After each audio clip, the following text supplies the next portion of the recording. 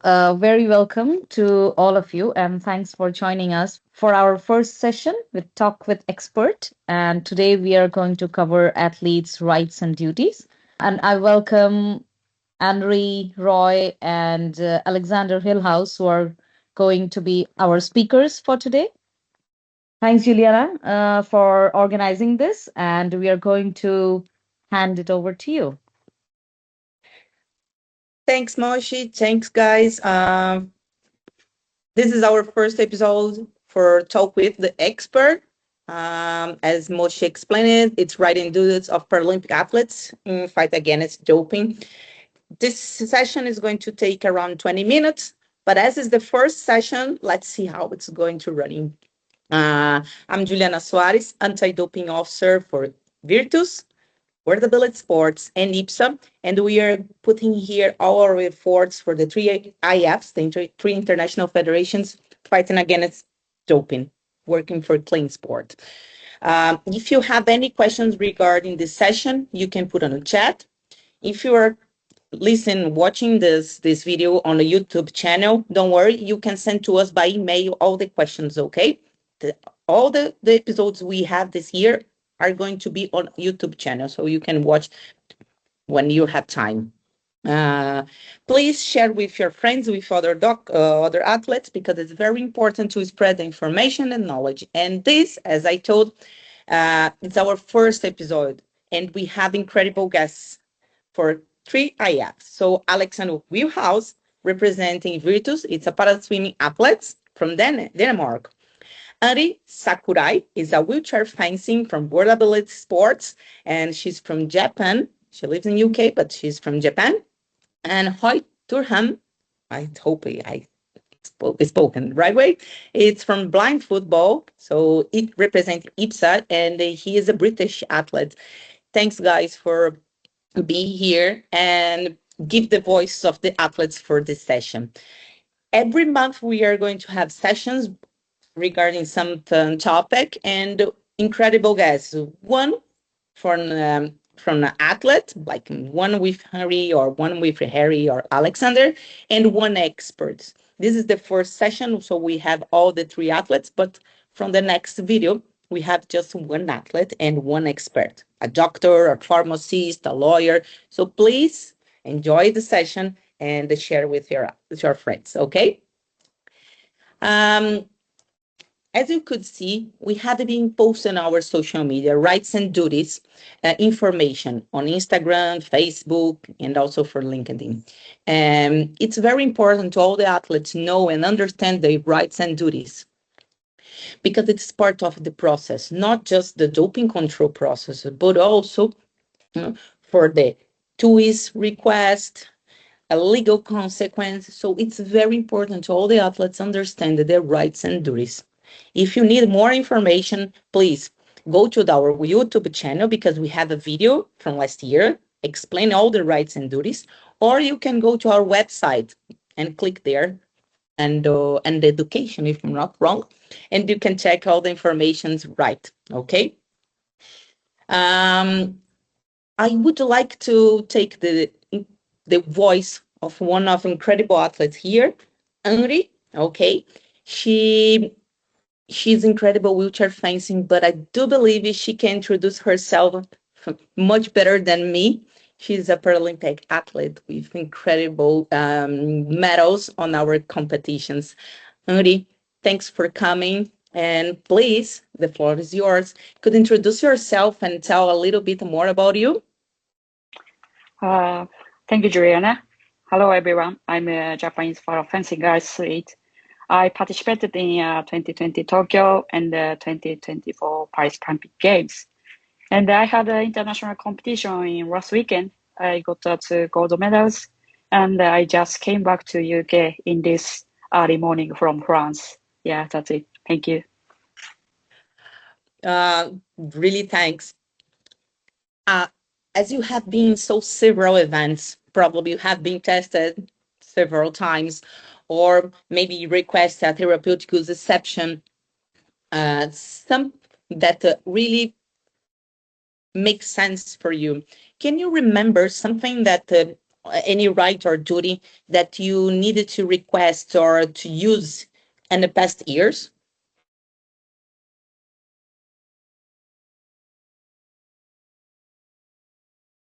Oops. Yeah. Sorry, one more place. Sorry. Yeah. No, don't worry. Could you tell us any situation, any moment that you, with your knowledge about anti-doping, you could use your rights or duties in a competition or out of competition? Any situation that it's nice to share with our other athletes to make us um, visible for everyone? Mhm. Yes, yeah. The sport is a deeply important and impressive part of my life. And doping is one of the persistent issues in our athlete career.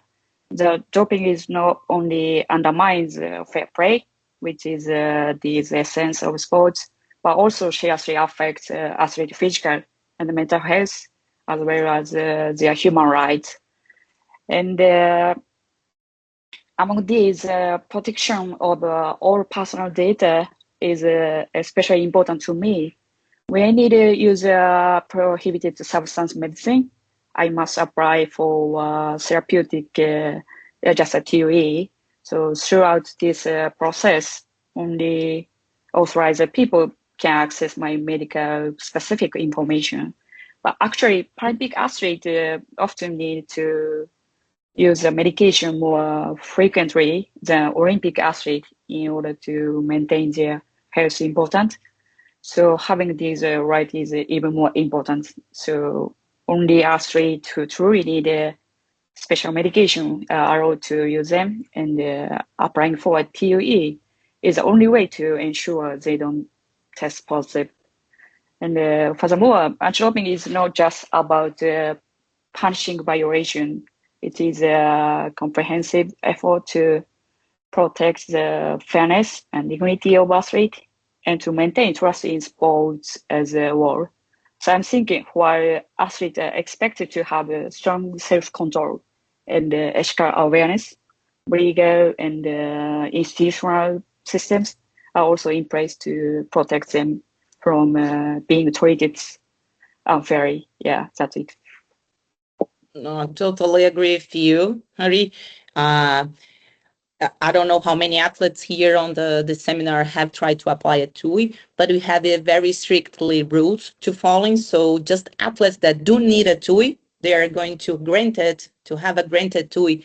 They are going to have authorization to use a medication. Can make the competition in a balancing, a right way. Also, as you told, the privacy, it's our main goal. We don't share any medical or personal information with with people that it's not part of this process. So just the administrative and the doctors know who is the athlete and the diagnosis or the medicine. So if you need to apply a TUI, don't worry. Just the right people are going to have your information. Ari, thanks so much for your words. It's very important to hear from you. And I would like to invite Roy to speak now. Hi, Roy. Um, could you please introduce yourself? Also, it's Roy. It's our blind football player. If not everyone knows about blind football, it's a really incredible sport. I suspect that I really like football. So football for blind athletes is incredible. It's a show. Roy, could you please introduce yourself and tell a little bit more about you? Hi everyone. It's great to be here, and hopefully I can share some useful experience. Yes, I've played blind football for England and Great Britain since 2011, so 14 years. So I've represented England and Great Britain 126 times at Paralympics, World Championships, European Championships. But actually, as a junior athlete, blind football didn't really exist very much in England. So I was on UK Athletics, the UK Athletics development squad, and that's where I first experienced education around anti-doping, because I represented Great Britain at cross country and middle distance running as a junior athlete as well. So I guess my relationship with sort of competitive sport internationally and anti-doping has been very much a long time now, maybe 30 years nearly. So it's but it's been a great journey. I'm still trying to keep going. Yeah, really great. As I could see, you're not just a football player, but a multi-sports athlete. And it's really great. And for you, as a national athlete and international athlete, do you believe there are something regarding duties and rights of the athlete that it's the most important, that really makes sense for you? So I know it can sound very harsh, and one of the things that you get told is that you have responsibility for everything that goes into your body, and that is something that, or it seems like a challenge because there's so many things to be responsible for when you're an athlete, but it is quite important to accept that responsibility. One of the things as a blind athlete is being aware of checking even things like foods and herbal teas, and knowing what is in those things. I remember doing a workshop with WADA, World Anti-Doping Agency, many years ago, and they showed an example, and it was a herbal tea called Breathe Easy, and there was something in that herbal tea that was a banned substance. So one of the things for me, it's a lot easier now that we have cameras on our phones that can actually read things for you when you can't see them.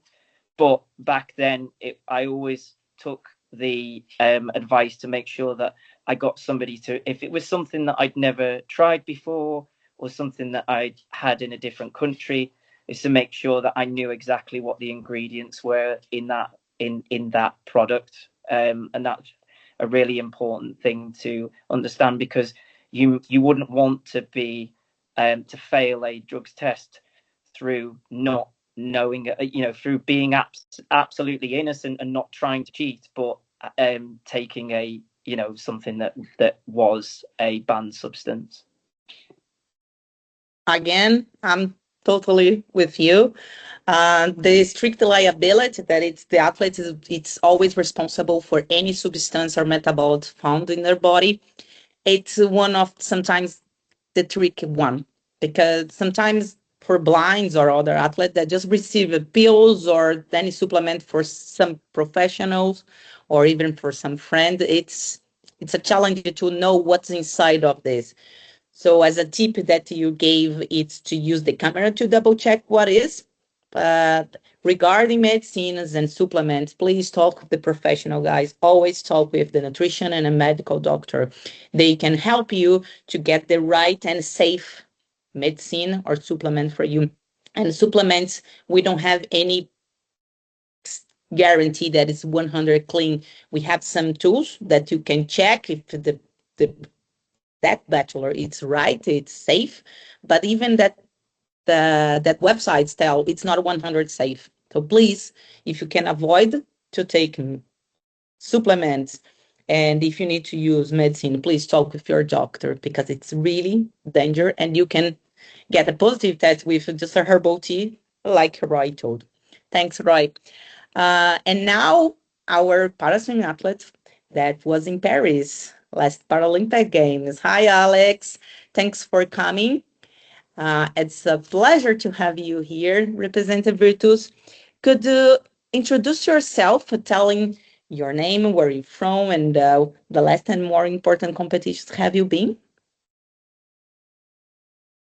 Yeah, so my name is Alexander Hillhouse. I am from Denmark, was born in the United States. So that's why my English is like good, I guess, if you want to say it. So I have been to many competitions for internationally, including the Virtus Global Games, where I won 7 medals and two-time world championship dub. So I went to two world championships in 2022, 2023, And of course, the Paralympic Games where I won the 100-meter butterfly dash 14 category, and been to Paris and have the best life experience, I guess. And now I am still working hard and training for this upcoming World Championships here in Singapore in September. And now I am part of the Virtuous Anti-Doping Ambassador. So this is going to be a huge thing to the sport. And I hope to everyone around Virtuous can learn about this. So that's from me right now. Oh, amazing, Alex. I'm so glad to have all these ambassadors, Len, Anri, Roy, and you. You show and represent our commitment with clean sport for sure. All of you are great athletes with a totally clean past. So your history for three of you are totally clean. This is why you choose you, because we know that you believe in a clean sport and play clean. Alex, I know that you passed for some doping controls in Denmark and on Virtus events. And as you know, because you're part of our team and you study a lot about anti-doping, can you tell us some rights and duties that make sense for you and you had used in the past? I don't know, for a doping control test or even before the competition. Do you know any rights that was important for you and you used it before for sure? What you said before, we always do clean sport. So that's like a lot of stuff we need to make sure to remember.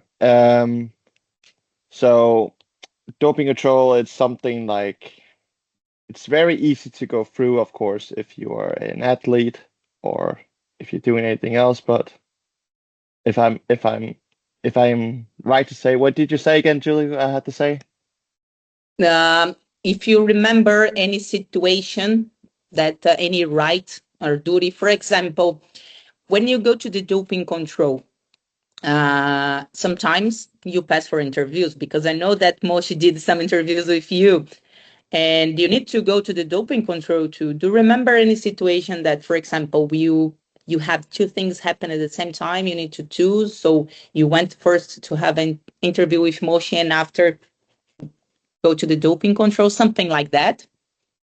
So I think it was back in Berlin. I had to do the 100-meter freestyle, and then I touched to the wall, and then I got pulled into doping control. And the reason is that they have to wait, but if you have to, like, if you have another event about like 40 minutes or half an hour, there's always going to be a person next to you to look after you to the sport because they need to keep an eye on you if you do anything wrong, if you are doing, I don't know what you're going to do. But I mean, I had a person next to me the entire time, and it was a very hard day that time. It's not because of the doping, but it was like I had to like swim out and they had to stay with me, and then I had to rush to the call room and I was late, and then they told me I was late because I had to do something meeting with the call room and tell them that I have to do my race before I go to doping control. But there's always going to be a person next to you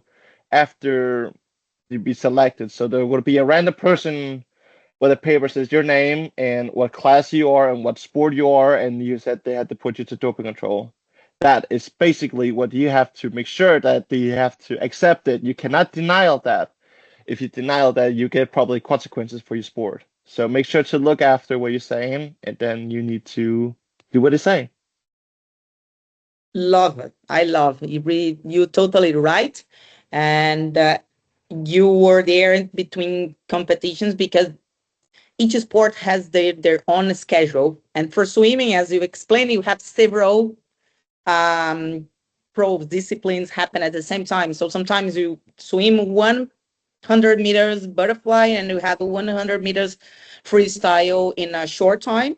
So we have these chaperones, and it's your duty to be with the chaperone, this guy, all the time. You gave a really great example of duty, and they need to wait for sure. You end their competition to go to the doping control. Incredible example. Thanks, Alex. Guys, you were amazing. So your contribution, it's very important for us. Just to close our our session, our first episode, I would like to check if there are any questions. Moshi, there is any questions on the chat? I don't remember. I don't think so. I can't see any questions yet, but the floor is open, guys. So if you have any question, please either raise your hand and we'll call you to unmute your mic and ask the question directly, or you can type it in the chat box and we are going to answer. May I ask you a question? Sure, go ahead, Rina. First of all, thank you very much for all participants. I have a question about doping control. Maybe Alex can answer me. Can the athlete, after the ending of participation, postpone doping control regarding a graduation ceremony? I think the question is, if you are selected for the doping control and you won a medal and you need to go to the award ceremony, should the chaperone, the doping control team, wait until the warning or not? This is the question that you did? Okay, thanks. Yeah, right. Thank you. Roy, when you were in a competition and got a medal, which one do you go first, to the doping control or the medal ceremony? Yeah, correct. I'm not good enough to win medals. No, yeah, as long as you've got somebody with you and observing you, if there's a media commitment or your medal ceremony, you can go and get the medal, but as long as you allow that person to chaperone you whilst doing that. Thanks, Roy. Thank you. Any other question, guys? Not yet. Okay, so to end this session, I'm going to make quick questions and our guests are going to answer. So again, ladies first. Anri, how many times do you believe that you have been tested in the past years? I have had a doping test of total about 4 times. Yeah, 4. Do you remember any interesting situation like? Yes. The most recent one was at the international competition in last April in Hong Kong, held at the competition venue after the final match. But it took 5 hours in total from the moment I was notified by a chaperone to the completion of the test. This was because the specific gravity of the first MyP sample was below the required standard, and retest was necessary. So because I too much drank water before the test, so I never expected single to take such a long time. Yeah, that's it. You're true. 5 hours is a little bit longer than usually, but yes, if it dilate the sample, we need to try at least 3 times. So guys, if you have been selected for the doping control, please don't take too much water, okay? Especially for events like in Anri, because she's a wheelchair fencing. So if it's not very hot, she's not sweat enough. So it's going to be diluted. Different from Roy that it's running all the time, so he sweats. He needs to hydrate it a lot. So be careful not to drink too much water. But 5 hours it's a little bit longer than usually. Sorry, Henry. Roy, for you, being a blind athlete sometimes put in some interesting situations, I truly believe, because I saw some interesting also. Can you tell us something that was interesting in this past years regarding anti-doping with you? I think I don't know whether it's an advantage or a disadvantage, but there's quite you're not used to people watching you pee.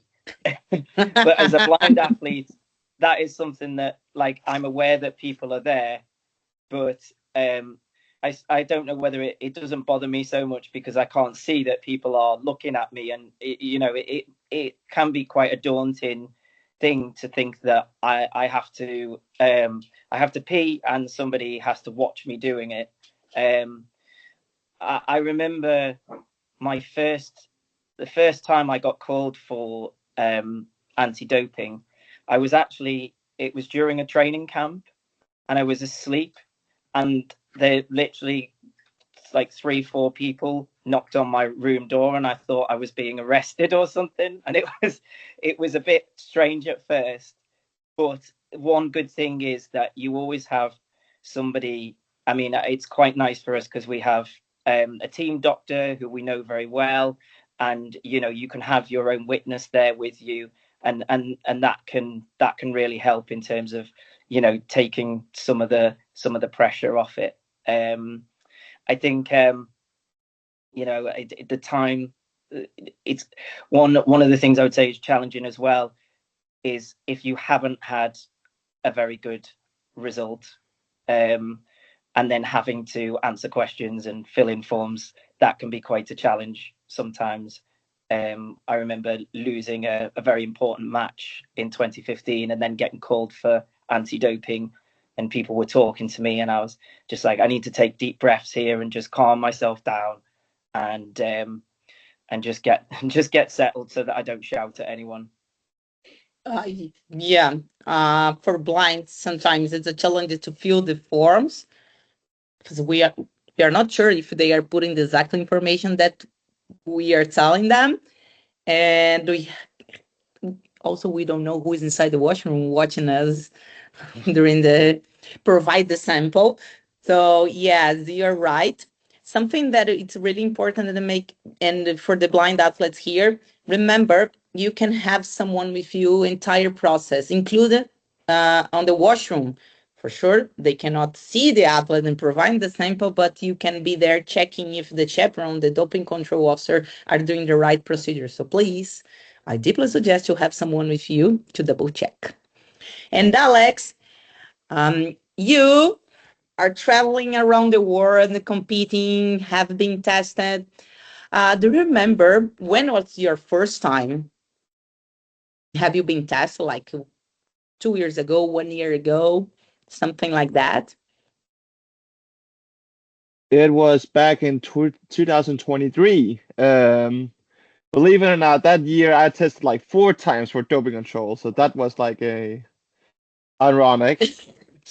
So so my first test was in 2023 at Legano, Italy, where I swam the 200 freestyle and won a bronze medal at the World Series. And some guy just stopped me and said that you need to come with me for doping control. And I was like, what is that?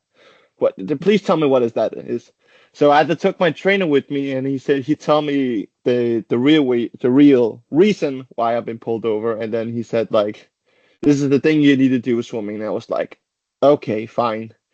All right, fine. Okay, so we went to doping control, and it was like ironic. And what Roy said, of course, like peeing in the cup and looking at you, I was like, back off, back off. But that's like the safety reason why we do this to the sport and clean sport. So I tried it, and it was quite a funny experience. And then after that, it then came another test, and then another, and then another, and then I've been like used to it. So it is kind of funny, but there's like a reason why we do it all the time. Yeah, 4 times in a year. On the first time that you have been tested, it's quite a lot for sure, but it's part of the sport. Thanks, and thanks for telling how do you feel, because it was my second question, and you felt in a rush with 4 tests and someone watching you inside the washroom. Yeah, it's a little bit uncomfortable. I know, guys. Even for us that we are looking you on the washroom, sometimes it's uncomfortable for us too. Don't worry, it's both sides. The time is running, so let's see the question here, because someone asked a question, but I cannot see Moshi. Yeah. So Julie, Wendy has got an interesting question. So she's asking that her son is an athlete And do athletes always take their passport with them to the sports venues so they have a photo ID? Or what happens if they don't have a photo ID? Yeah. So we need some documents with photo ID. Can be a passport, can be a normal national ID or drive license, anything that we have the photo of the person and the name. In some events, like Paralympic Games, for example, we have the accreditation, sorry, the accreditation with the photo, and this can be a validate ID. Okay. My suggestion, if the ID of the competition doesn't have the photo, please take with you the simple ID, because I know that sometimes it's hard to go to the venue with the passport. Imagine if someone lose the so important document. So take your national ID or drive license or any other photo or other document with photo. We need the photo because we need to double check if Juliana is Juliana, Moshi it's Moshi. We have, for example, in swimming virtues, we have twins, and they look like exactly the same. So it's really important for us to double check the athletes. It's exactly the same athlete. Otherwise, we can test the wrong one. So, yeah. Any other questions? Because I know that my athletes need to training because it's midday for them, 1 p. So when they have scheduled for for training. Any other questions? 1, 2. Let's finish. So, guys, thanks. Unfortunately, the time it's running and the time fly away. Uh, our next meeting is going to be this month. Okay, we have other guests join us, so please don't miss. Moshi is going to publish on our Instagram and Facebook the next session. Don't worry, don't miss. Click on the link, register yourself, and be here with us. Thanks again. Thanks, Mosh, for organizing everything for this meeting. Thanks, Anri. Thanks, Roy. Thanks, Alex, for being here and share your experience with us. This has make a lot of difference for us. And just it. See you guys around. Yeah. Thank you so much, everyone. And in case you have any question, you can always email Juliana. Her email ID is on our website. You can email her and she can answer all your queries directly. Okay. Well, see you all in our next Talk with Experts session. Have a lovely day. Bye. Thank you. Thank you. Thank you.